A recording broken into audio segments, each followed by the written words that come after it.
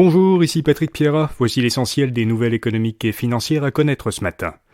Le tribunal de la concurrence a commencé hier à entendre les parties qui s'opposent sur le projet d'acquisition du câbleau-distributeur Shaw par le groupe Rogers. Cette transaction, si elle se fait, serait précédée de la vente de Freedom Mobile, un exploitant sans fil, par Shaw à Quebecor, qui est propriétaire de Vidéotron. Rogers et Shaw soutiennent que Vidéotron ferait de Freedom un joueur redoutable dans le sans-fil.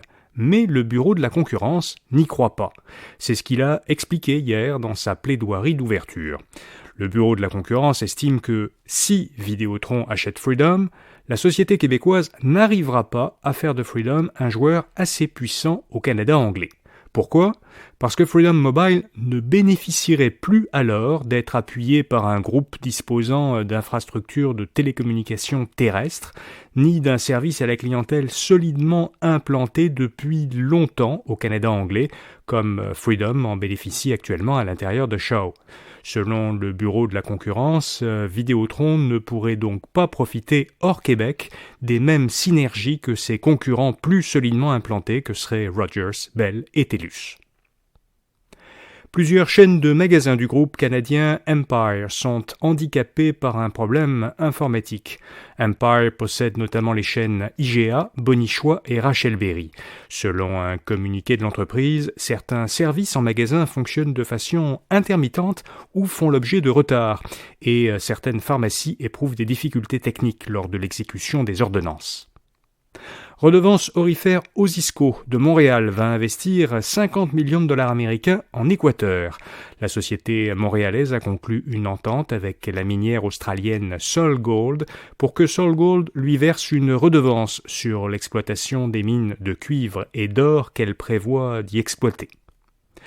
Le chantier Davy à Lévis pourrait générer des retombées économiques de 21 milliards de dollars d'ici 2040, selon un rapport de la firme Deloitte.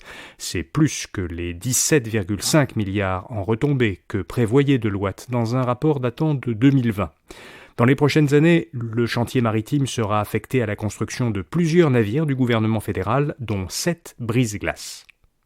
La société techno-montréalaise Hopper obtient un financement de 96 millions de dollars américains de la banque américaine Capital One. Selon plusieurs médias, ce financement reconnaît à Hopper une valeur de 5 milliards de dollars américains.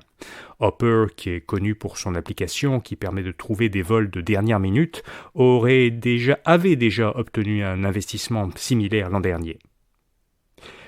Et puis l'agence de publicité Cossette a conseillé au gouvernement fédéral de suspendre ses publicités sur Twitter, selon CBC.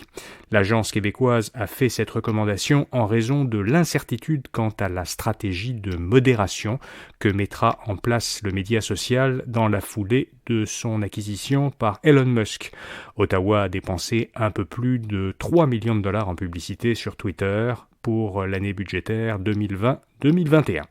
Voilà, vous savez l'essentiel. Pour un tour d'horizon plus complet de l'actualité, allez à infobref.com pour voir notre infolettre du matin et à partir de 16h, celle du soir.